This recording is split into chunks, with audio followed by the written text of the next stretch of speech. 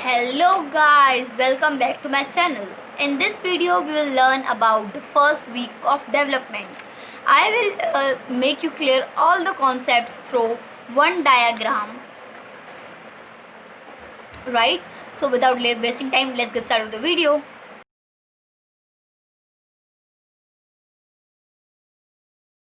Guys, basically this video is concerned to two more videos that I have uploaded on my channel. The first one is oogenesis and second one is spermatogenesis, because I will clear all the things and I will try to relate all the things so that you can make a chain of concepts, and that so that you can. So guys, first we have seen that we have the primordial germ cells which grow into the primordial follicle cells.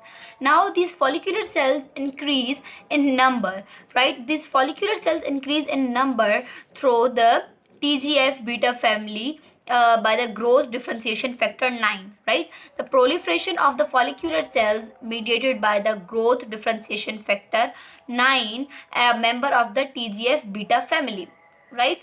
Then we have learned that it grows into the growing follicle, and when the like month in the during the monthly cycle, during the puberty, what happens is that the granulosa cells secrete the basal layer that is called the theca folliculi, which divides into two layers. The first one is theca externi and the theca interni, right?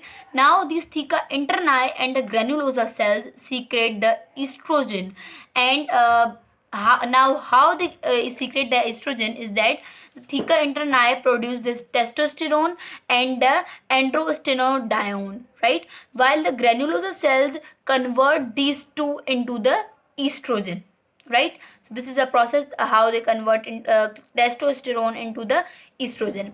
Now there are some functions of the estrogen. The first function is the proliferation of the endometrium of the uterus, and thus enter into the proliferative or the follicular phase.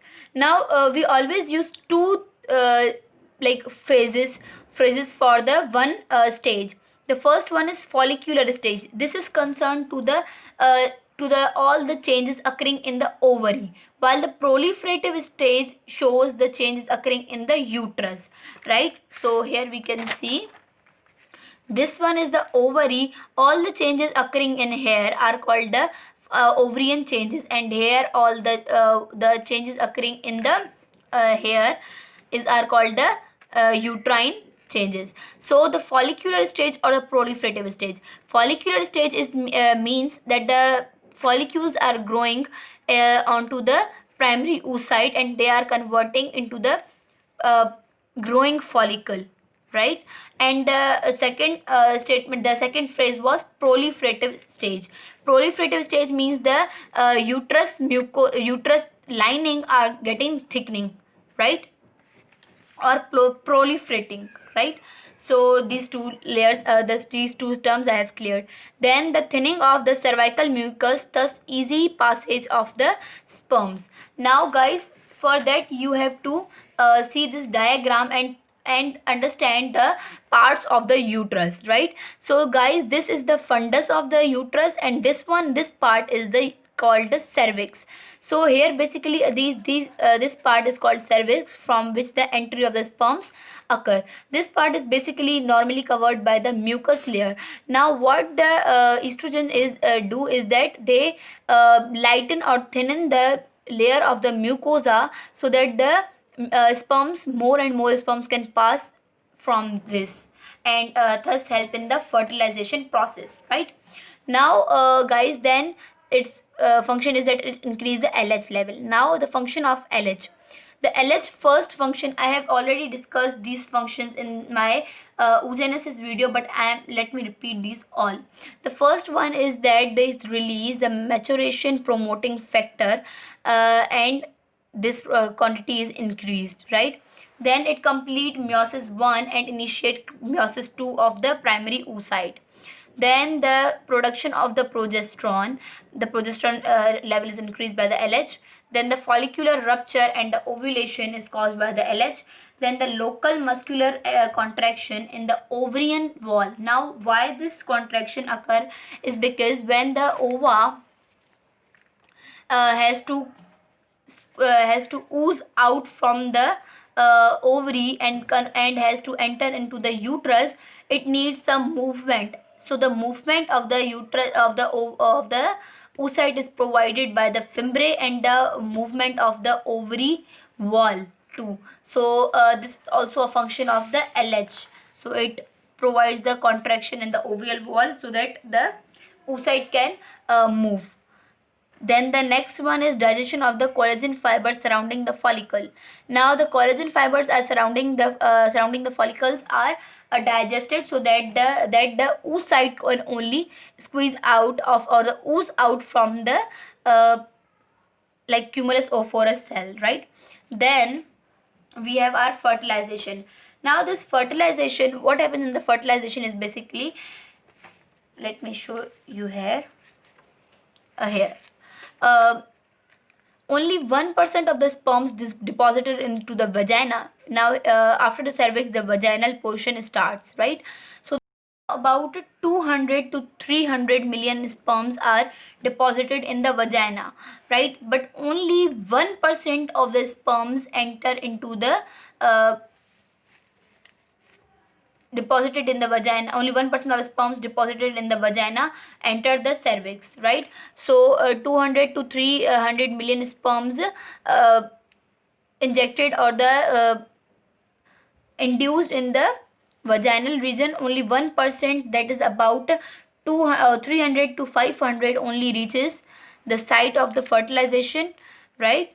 And then the trip from the cervix to the oviduct can be as quick as 30 minutes or as slow as 6 days, right?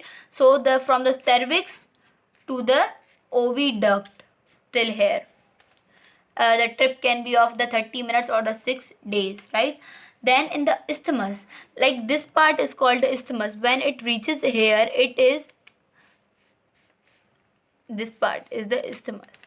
When they reaches here, they become slow, and slowly and gradually they loses their speed. Now when the here you can see, when the oocyte is released from the or the ovulation occurs, some compounds or some chemicals, chemotactic factors, are released by the oocyte in order to taxes for the taxes of the sperm, right?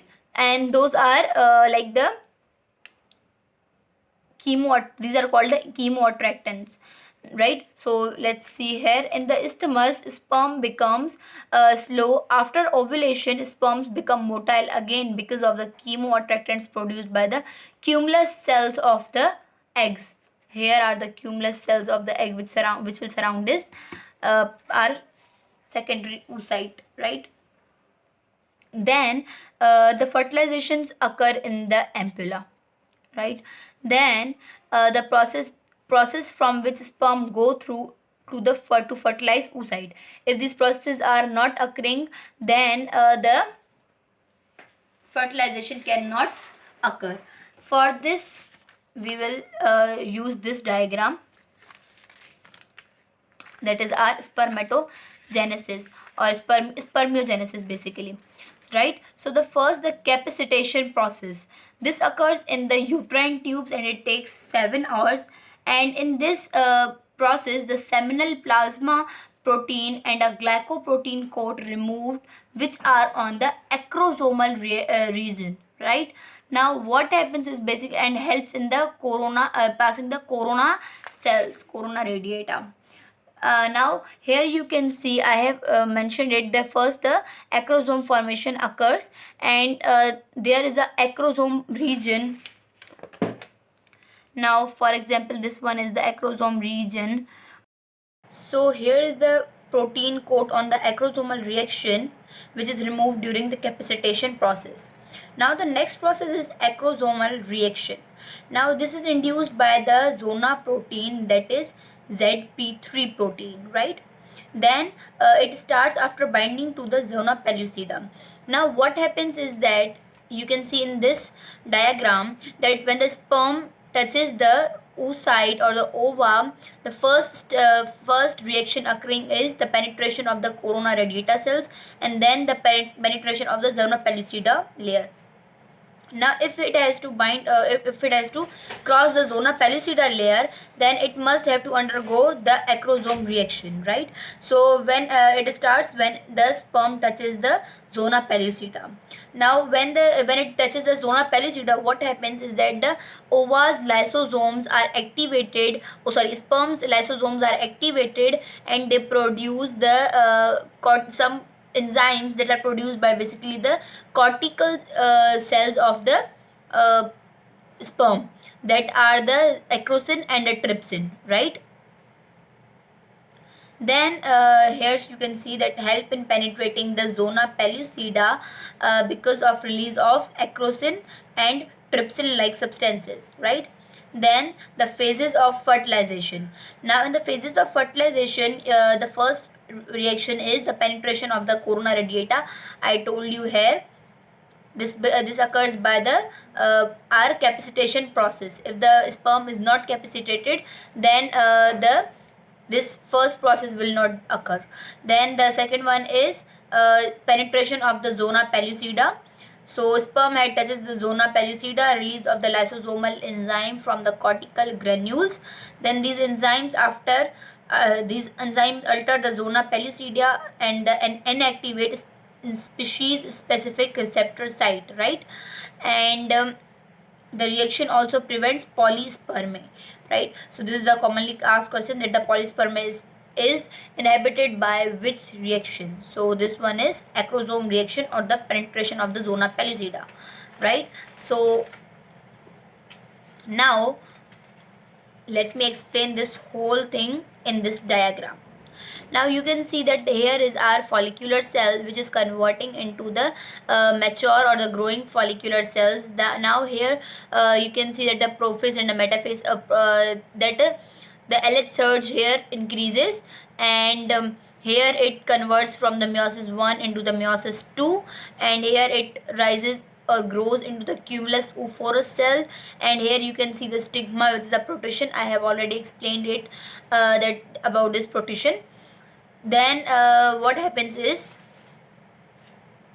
that it oozes out from the cells, and some cumulus oophorus cells surround it, and they surround it in a way, they surround it in a way to form the a layer called the corona radiata. Cumulus oophorus cells make the corona radiata, and one more layer that comes along with it is the zona pellucida. So the oocyte has the two layers, the zona pellucida and the corona radiata. So when mostly the fertilization occurs in this thing, this is the ampulla, this is the widest part. So this here the fertilization occurs, and if the fertilization does not occurs, then the ova will degenerate within the 24 hours after production or after ovulation. Now the main thing to focus is here, the remaining cells, all the follicular cells and all the cells that are remaining here are converted first into the corpus luteum. The corpus luteum basically converts into two. Either it converts into the corpus albicum or the corpus gravidus. If the pregnancy or the fertilization does not occur, then it converts into the corpus albicum and finally it degenerate. And if the pregnancy occurs, then it converts into the corpus gravidatus, which is the corpus luteum of the corpus of the pregnancy. It produces the HCG hormone, which shows the positive sign for the pregnancy.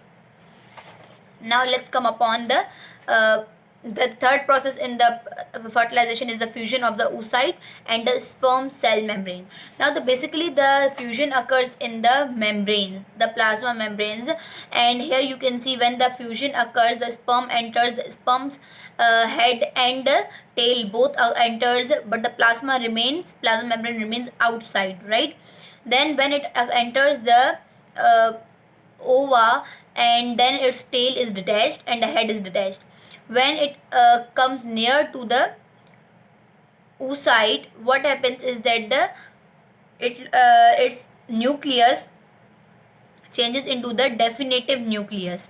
And yes, one more thing, when the sperm touches the or enters the ova, what happens is that the female nucleus converts into the definitive nucleus, and when the sperm reaches near the ova it converts into, near the oocyte it converts into the definitive nucleus, and then they both convert into the pronucleus, and after the fusion occurs or the fertilization occurs, right?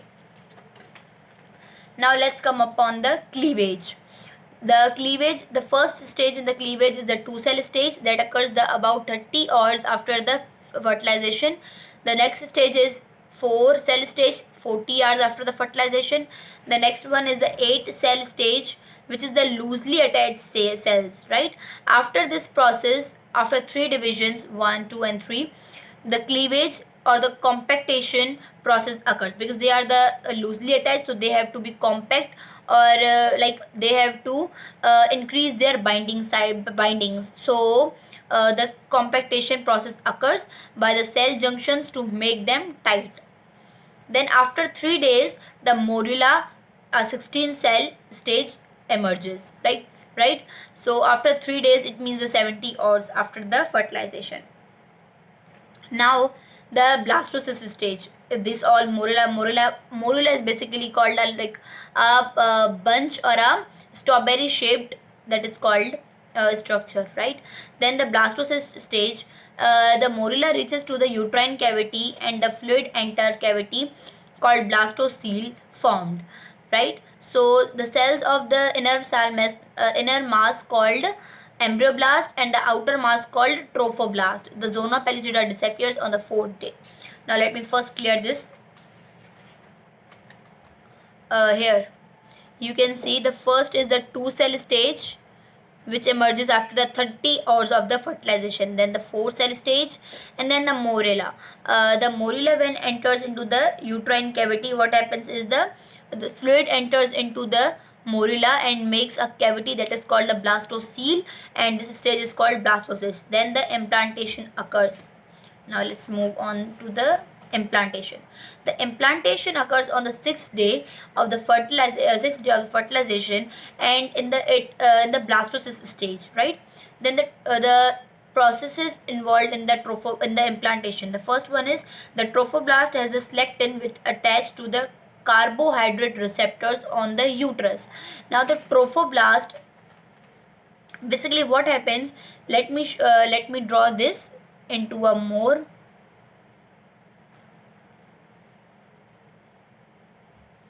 Here is our blastocyst.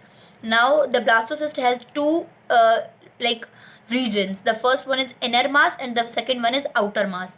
The inner mass basically forms the embryo or our baby, but the outer mass, that only provides the nutrition and support to the ova and nothing else. So here I can make this one is the outer mass and this one is the inner mass, right? So here is our inner mass, which is called embryoblast, and here is our outer mass, which is called trophoblast. Now this outer mass or the trophoblast has selectins. Now the selectins are attached to the carbohydrate receptors which are possessed by the uterus. So uterus has the carbohydrate receptors, while the trophoblast has the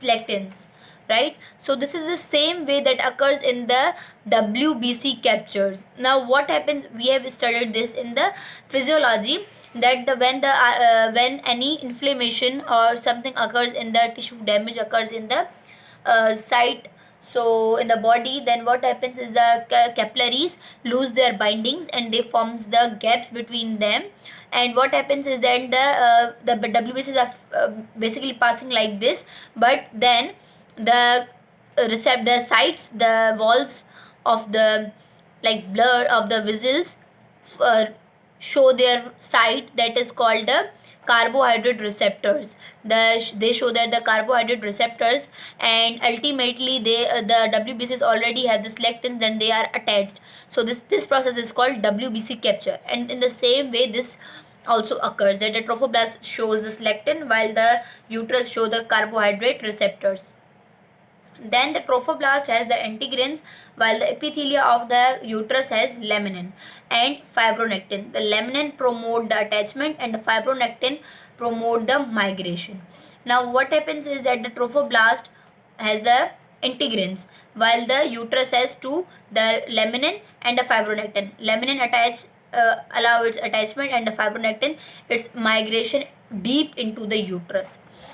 Then the next one is these molecules interact along the signal transduction pathway to regulate the trophoblast differentiation. The uterus is in the secretory mucosal phase. Now there are some phases which we will learn here. So this point will be cleared afterwards to you. So the first, let me clear this one point. These molecules interact along the signal transduction pathway to regulate the trophoblast differentiation. Now there are some pathways that we have discussed in our chapter first of the embryology. So the signal transduction pathway is also a pathway, and it helps in the trophoblast differentiation into the two layers, that one the cytotrophoblast and sensational trophoblast, right? Now let us discuss the uterus at the time of implantation. Basically the implantation and the menstrual cycle too. Now the wall of the uterus is basically made up of the three layers. The first one is myometrium, then the perimetrium, and then the endometrium, right? So the perimetrium is here. We have our outer layer, that is our perimetrium, that covers the uterus, right? And then we have our myometrium in between, which is made up of the smooth muscles. And then the third, we have the endometrium, that is here we have. Now the endometrium is basically further divided into three more layers. The first one is basal, the second one is spongy, and third one is compact. The basal layer has its own arteries, while these both are shaded during the menstrual cycle, and their arteries are also regenerate after every menstrual cycle. Now let us see the uterus lining while two stages. The first one is during the pregnancy and during the menstrual cycle, right? So let see here. The first, here is the day 0. These here are the days, and here we have shown the uterus lining, right? So here we can see the day 0, that is the menstrual phase, 0 to 4, and it mostly lasts for the 7 days moreover, but the most of the flow of the blood is these days. After the menstrual phase, then there is the follicular phase or the proliferative phase. We discussed that there are always two terms for each of the phase. The first one is the phase showing in the ovary, and the second the term is related to the phase showing in the uterus. So the follicular phase is already going in the ovary, and the proliferative phase is going in the uterus. Proliferation means the increase in the thickness. So this is going in the uterus, and because of the progesterone, the lining is increasing, right? Then from the 14 to the 21 day, there is the on the 14th day the ovulation occurs here. After the ovulation, what happens is from the 14 to the 21 day, the progesterone or the secretory phase occurs. Now the progesterone phase occurs in the ovary, because the progesterone is also produced by the corpus luteum of the gravidatus, or a corpus of the pregnancy, right? So progesterone is produced by them to maintain the uterus lining so that it does not shade off. If it shade off in between this whole period, basically what happens is the corpus gravidatus regenerates after the 4 months of the pregnancy, right? And if it degenerates before it, then the abortions can occur. And this corpus gravidatus produces the progesterone layer so that the lining of the uterus remains thickened and do not shade off.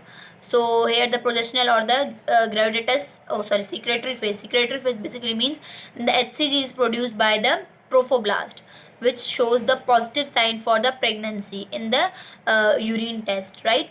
So this is the secretory phase going on. Now you have must been cleared about this point. The uterus is in the secretory mucosal phase.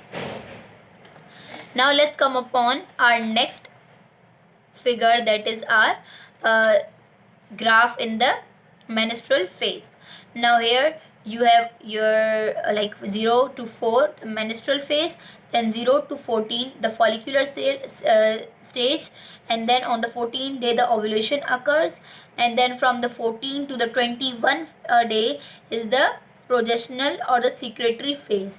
Now the last difference is this, that the 21 to the 28th day the menstrual phase occurs, because when the corpus luteum here do not get the like the news of the pregnancy, then it degenerates into the corpus albicans, and the progesterone level is decreased. So when the progesterone level is decreased, then this layers shade off, and then the bleeding occurs.